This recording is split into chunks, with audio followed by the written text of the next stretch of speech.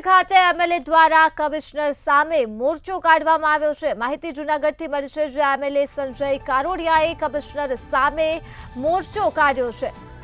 તો શહેરની સમસ્યાઓને લઈને સામે આવ્યા છે એમએલએ સંજય કોરડિયા, જેઓએ કમિશનર વિરુદ્ધ મોરચો કાઢ્યો છે। મહાનગરપાલિકાને કમિશનરને પત્ર દ્વારા સવાલો કરવામાં આવ્યા છે એમએલએ દ્વારા, ત્યારે રસ્તા પરના દબાણ અને ટ્રાફિક સમસ્યા લઈને પ્રશ્નો કર્યા છે।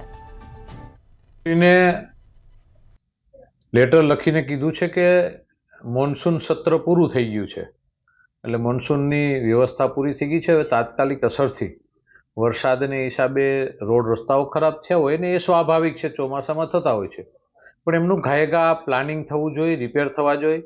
અને ખાસ કરીને જૂનાગઢમાં ધૂળનું પ્રમાણ ખૂબ મોટા પ્રમાણમાં છે બીજા શહેરો કરતાં, એટલે સાઈડમાં ડિવાઈડરની સાઈડમાં રોડ ઉપર માટી પડી હોય, ડિવાઈડરની સાઈડમાં હોય, રસ્તાની સાઈડમાં માટીઓ હોય, એને ફટાફટ સફાઈ થવી જોઈએ, ઘાસ જે ઉગી ગયું છે એ નીકળી જવું જોઈએ।